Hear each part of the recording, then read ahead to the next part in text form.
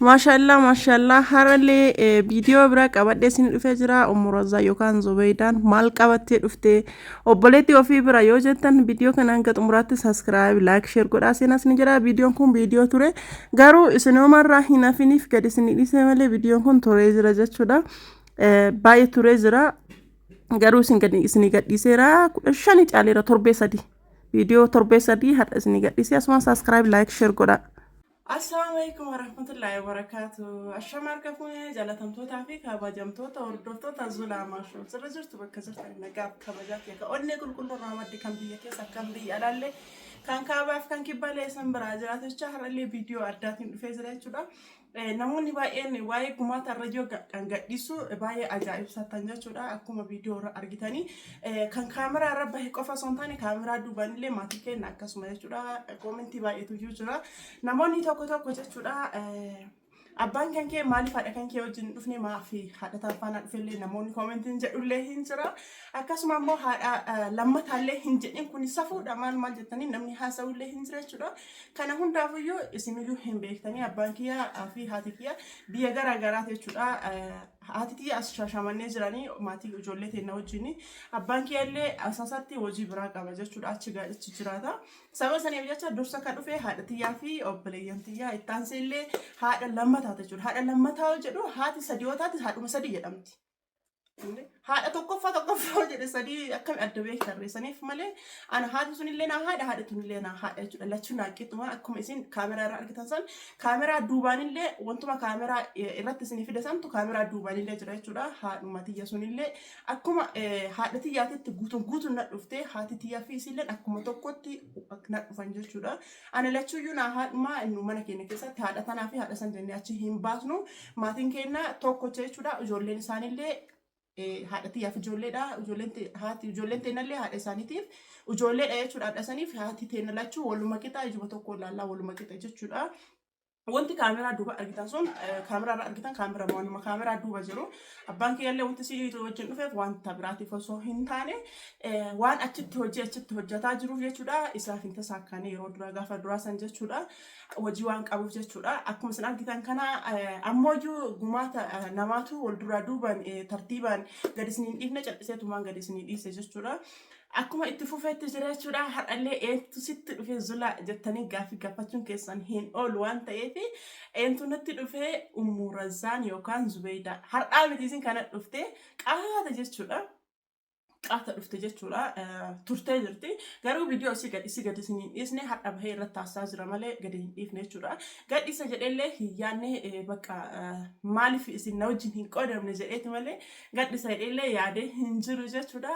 Yeroo tokko gumaata maatii kiyyaa qofa gadhiisaara malee kan maatiin alatti gadi hin dhiisu. Kanaan dollee isin himeera hiriyoota bakka hojii irraa dhufanii akkasuma immoo hiriyoota abbaa manaa kiyyaa akkasuma immoo adaadotni kiyyaallee adaadonni abbaa kiyyaallee adaadonni haadha namni martuyyuu hin jiraamire kanneen wanta gadi isiniin dhiisu maaliif jennaan nama kaameraa irra qabu hin ta'u.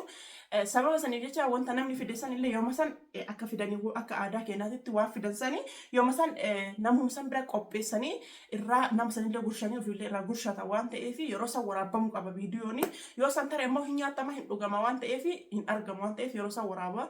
Garuu nama maatii kaawwan irratti ammoo akkas viidiyoo waraabuun baay'ee nama qaanfachiisa baay'ee nama salphachiisa. Namni waan biraatitti gara biraatiin nama fudhata jechuudha. Akka wanta biraatiif kaameraa irra qabanitti fakkaata. Sababa saniif jecha waa'ee hojii kiyyaa anaa fi isintu beekama malee namni kun waan akkasii namaan hubatu naaf hubattan jedha. Sababa saniif jecha viidiyoo nan gadhiisu viidiyoo maatii fi maatii qofaati jechuudha.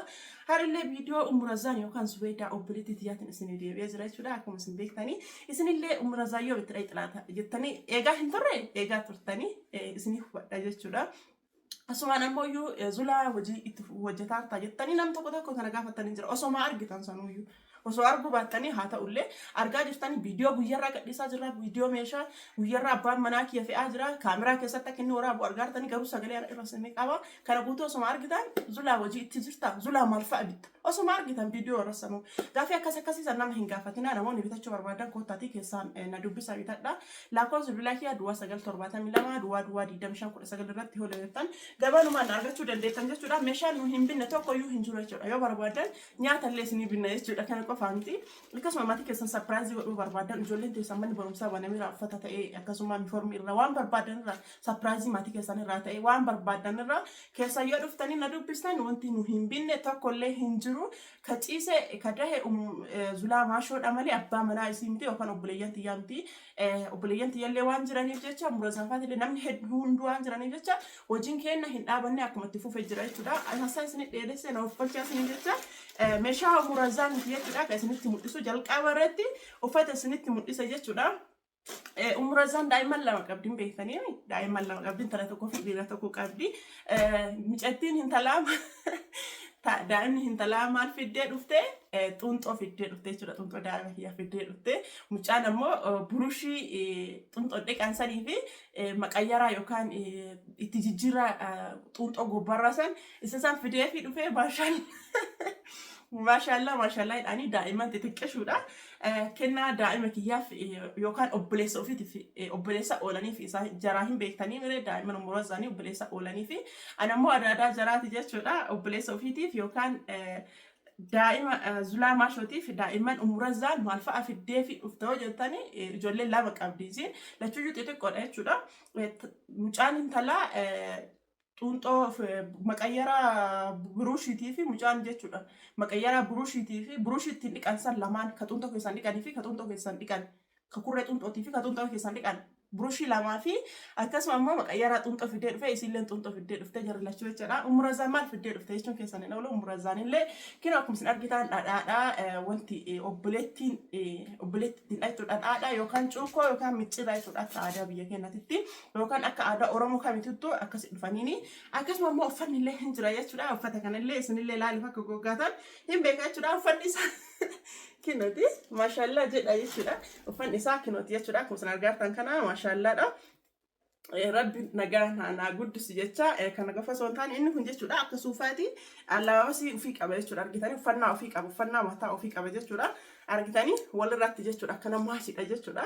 Maashaallah hedduu bareeda jechuudha. Hedduu jaaladhe hedduu natti tolee jira jechuudha. Kinoti akkuma isin argitan kana uffata yeroo ol jabaate godhatu jechuudha. Uffanni kuni uffata yeroo ol jabaate godhatu uffata yeroo ol jabaate godhatu jechuudha. Haasaallee osni dheeressee na uffachaa isiniin jecha kinooti jechuudha. Kun akkana godhatama jechuudha. Kinooti argitanii kinooti kunniin lamaan akkana walirratti jechuudha. Maashaallah hin bareeddu mee ilaalaa ofii keessanii isiniyyuu laalaa isinii jecha akkana jechuudha. Kanneen lamaan akkana walirratti uffatama jechuudha. Argitanii kana qofaa miti ammallee uffata biraallee jechuudha. Argitanii kinooti kanallee akkana walirratti jechuudha. Maashaallah argitanii kanallee akkana walirratti jechuudha. Akkuma isin argitan kana jalaallee kinootu shurraabii mataa ofiitti of danda'e ofirraa akka qabu jechaadha. Aslaala argitanii kuni jaakettii isaa gubbaati jechuudha.